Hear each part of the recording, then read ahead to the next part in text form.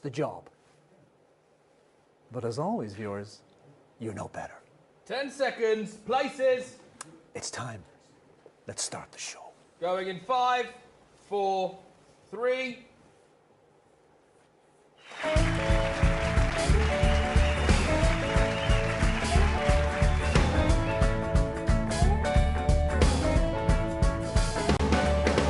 When you're feeling hopeless and you just can't work things out, I've got just the job. When there's too much water for a little tiny spout, I've got just the job. This is when you're sat at home one sunny afternoon, I'll bring the great big turkey and shove up your plume. Well, it might look pretty daunting, but believe me, you got room, 'cause it's just the job. Thank you, girls. Cracking stuff.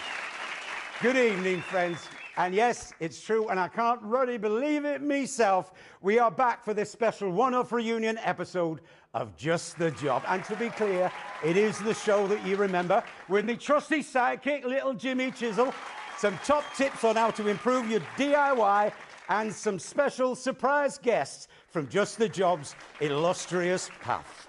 And I know what you're thinking, there's an election coming up.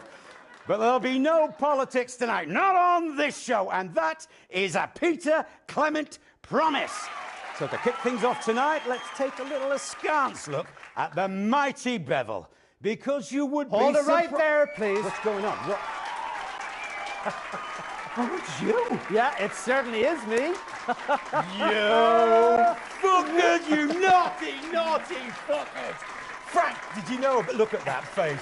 You fucking did, didn't you? Fuckers, a lot of you. Peter, you thought you were here tonight to record a special reunion episode of Just the Job? I can't believe it. But tonight, Peter Clement, these are the bits of your life. Come on, let's get you back to the studio. Thank you. Hey, man, I can't bloody believe those bloody dancers knew about it all the way along. They knew. They're all part of this way, Peter. Mind your step I there didn't now. bloody know. I can't believe it, mate. Well, listen, I'm a huge fan of your show. I think it's incredible. I've never believed that people didn't know. He's loving this, viewers. I didn't believe Here it. we go. Right in there, Peter. I am absolutely bloody flabbergasted. I mean, I haven't been to this speeches since I was about 3 fucking years old. Oh, lovely family show, Peter. Yeah, well, they know what I'm like, mate, don't they? There we go. Lovely. Hello, darling. Thank you so much. Lovely to meet you. Thank Peter you very Clement much indeed. running for Prime Minister. I'm just going to have your vote. So, Eamon, how long have you been planning this, Eamon? Eamon, how long have you been planning, Eamon? Eamon?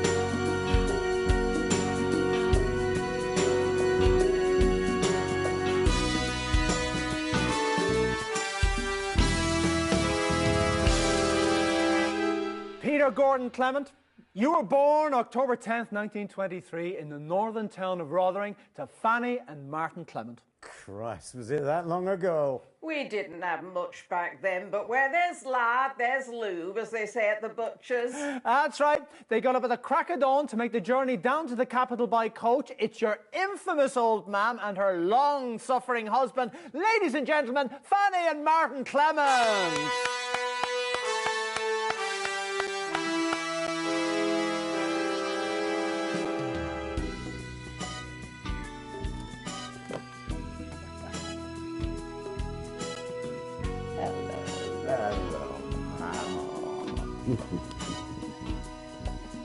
Have a seat. Thank you.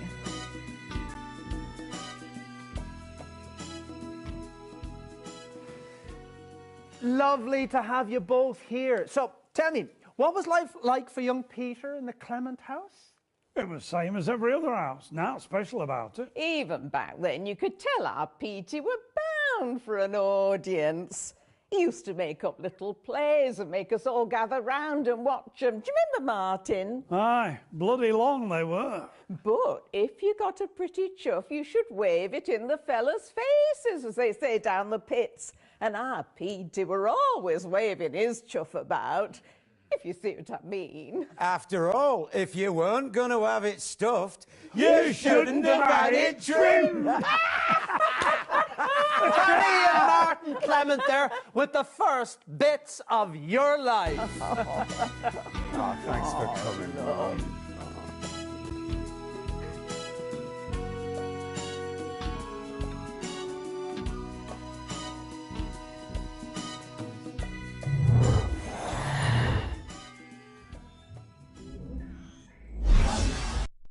It's 1938 and you're a 15-year-old at Rothering Elementary, but already you've got quite the reputation as a ladies' man. Oh, Jesus, you haven't got Jan Sandwich here, have you? Even better. Who's this? I remember you slipping me tongue and giddle round back of your nan's house. Oh, you reckoned it were your first kiss, but me, I could tell it weren't.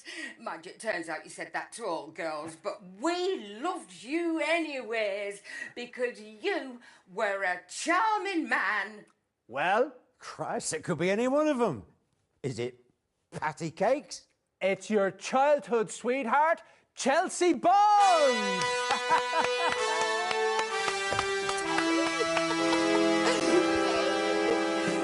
Do I come in or what? All right. Okay. Let me. Yes. I'll take that one. Chelsea. Oh, Oh, God. Petey, look at me. Hello, pets. Hey. Oh, look at you. Why don't you take a seat? Here, is that all right? Yeah. And so, Chelsea, let me ask you this. What do you think we could see in young Peter way back then that could have predicted his path to household name and now aspiring Prime Minister? Oh, well, that's easy, Pet. You see, our Peter here, he always had a surprise up his sleeve. So, do you know what he did after our first date? No, of course you don't, so I'll tell you. That first day, he smuggled me back into school where we used to go to.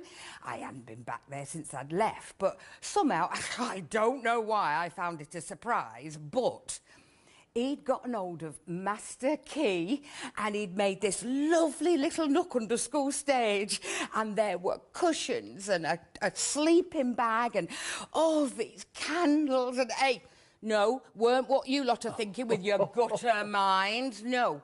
Because he were a perfect gent. He kissed me. By heck, did he kiss me. But he never pushed his luck. Nope. Do you know what he did? I'll tell you.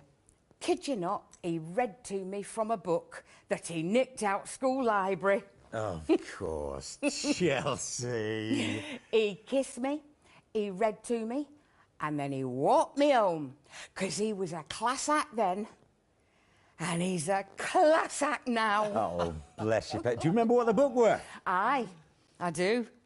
And I also remember that thing what you do with your hands. Steady. Now, you'll get me into trouble when this is safe. Chelsea Bones, everybody. Yeah, you can go. Oh, Hey, cheeky. I will see you in green room. Not if I see you first. Don't even know what a bloody green room Now, is. before we bring our next guest on, let's have a look at some classic Just the Job. It's on that monitor there, Peter, if you'd like to watch. And that's about 2 minutes. I'll take a look at that monitor. I can't see a thing without my glasses. Favourite memory? Gosh, it's hard to pick. There's so many of them. I do remember this one time. It was the height of our second run. By this time, we knew each other way too well. Anyway, we got towards the end of the show. Well, that's about all we've got time for today, ladies and gentlemen. And we want to say a big thanks to all of our guests. That's Arthur and Katie from the Sunny Happy Playhouse team. Hope we didn't get you into too much trouble with the folks on Kids TV. Popstar Skinny, whose new single, Dimples on My Cheeks, comes out on Friday. And of course you, our wonderful viewing audience, without whom we would just be two men aging disgracefully in a large shed. See you next week. Before we go, sorry PC, thought somebody would have told you, there is someone else we need to thank today. Okay, and who might that be, LJ? Someone who's been with us right from the very start, PC, through thick and thin. Me, ma'am? Actually, it's his birthday. Would it be somebody whose birthday it is today? Yeah, and it's his birthday today. Frank. Come on over here. We've got you something. Come on up here, Frank. Come on. This is Frank, our long-suffering floor manager. And I'm not ashamed to say that I love this man. We all do. So we've had a bit of a whip round. No, we haven't. And we've all clubbed together. And we have got you this. Well, I bought it, actually. Oh, lummy, what a beauty. Look at the detail on that icing. What are these miniature marzipan figurines? It's so intricate. Well, it's from that place in Frampton Square. They're famous for it. And I know you collect miniatures, so it seemed right somehow. Gosh. Thanks, Jimmy. That's really, really kind of you. Is that a tiny replica of my office?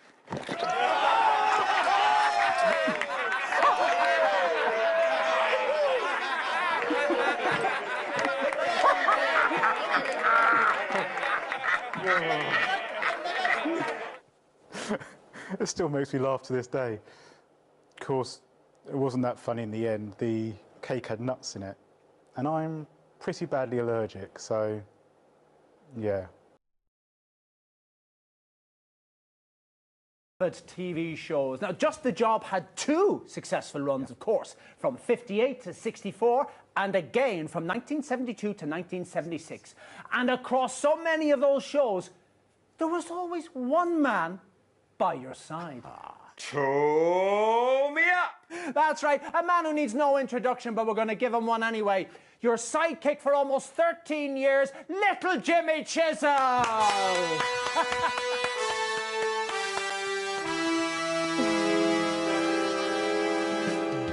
I go by Jim now, mostly.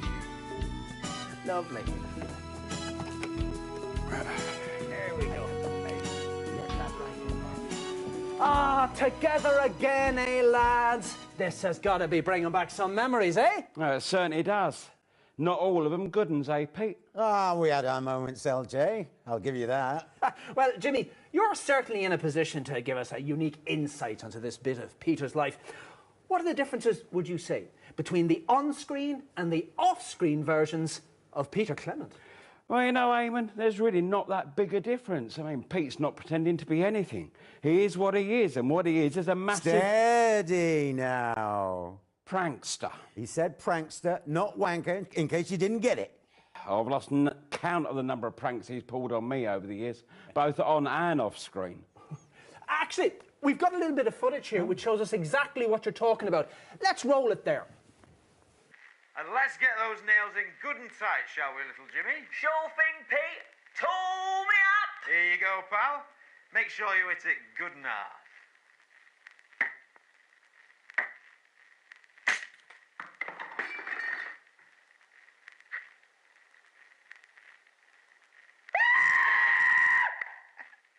Oh, Jimmy, what have you done to yourself now?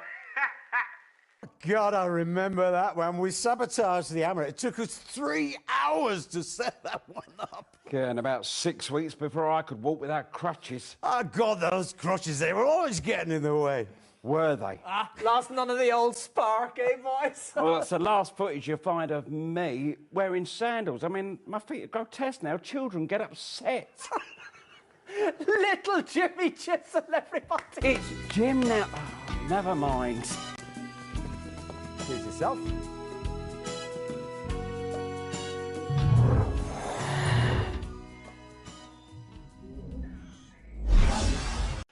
In 1941, long before Just the Job ever aired, you, like so many men of your generation, were conscripted into the army to go to the continent to fight. And it was there, on those very battlefields, that the strangest of friendships was born. They asked me to say something about you. This is what I write. Only 10 words. Big man, tiny penis, shitty golfer. Once saved my life. It's your friend of over 40 years, the current Kyrgyzstanian ambassador to the capital, Ivan Vodovich.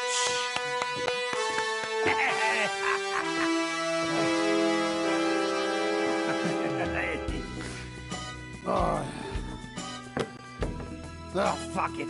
Come here, you prick! You horrible bastard!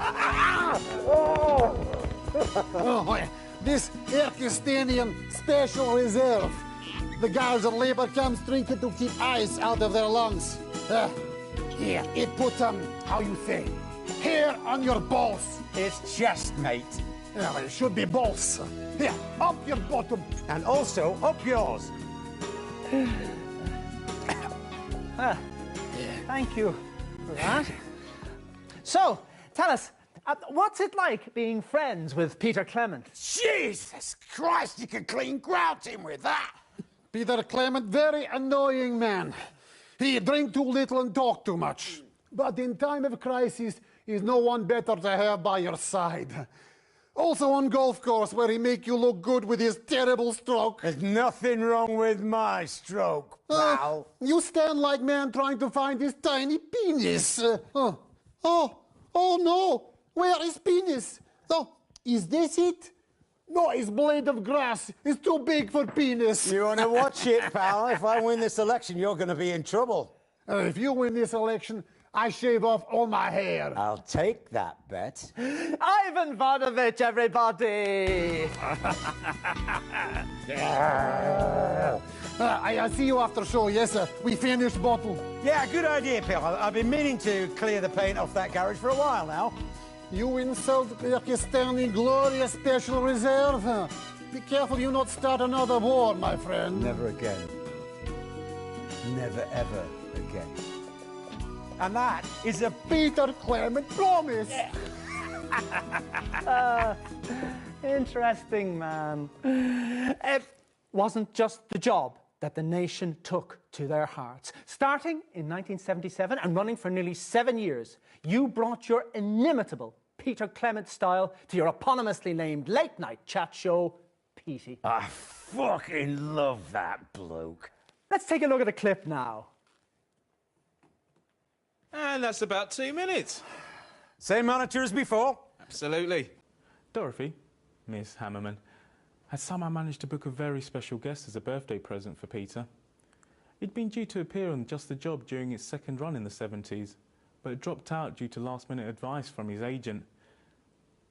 He'd been in a successful pop band back then, the Socialites, but had since received a calling to ministry and became a rising star in church circles instead.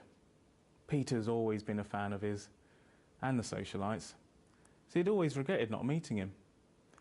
It was supposed to just be an interview, but an hour before the show, Peter and Dorothy came giggling in like schoolchildren, and I got sent off to buy a large bottle of vodka. Strong one as well. Ladies and gentlemen, please welcome the youngest Archbishop in the history of the Church, the Archbishop of Pendleshire, Richard Cockley. Now then, Archbishop, a few years ago, when you were a pop star... Nah, my misspent youth. Oh, nonsense. We all love the Socialites, don't we, everybody? Really? You're too kind. You're too kind. Anyway, back then, you agreed to go on Just the Job to do a little thing called I'll Drink to That. Do you remember that? Yes, I saw the first two, and I remember feeling very strongly this was something that might come back to haunt me. Well, you're not wrong about that. Play the jingle.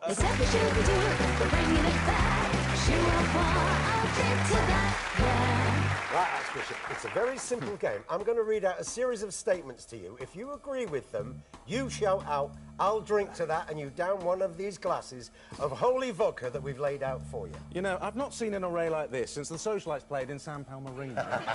Now, for legal reasons, can you confirm that you're doing this of your own free will and that we're not blackmailing you or coercing you in any way? Not coercing, no, more like ambushing. But I've never been one to turn down a challenge, and after all, our good Lord even enjoyed a tipple from time to time. The church isn't all jumble sales and child abuse, you know. Let's play! Cats are better than dogs. That clearly you've not met my poodle Beelzebub. No? All right. Coffee is better than tea. That's clearly heresy. We will get you. Billy Bob Jean... You know what that is, do you? I'm actually rather fond of country music these days. Gosh, that's broken a few hearts amongst our old fans, I'd imagine. Billy Bob Jean Short's hit song, Do What I Say or Go Back to the Basement, is better than Graham Bannon's classic hit from the 50s, If You Won't Be My Lady, Lady. Better than Graham Bannon? I'll drink to that. I can't believe you actually took it. On with the game. Y fronts are better than boxer shorts? I'll drink to that.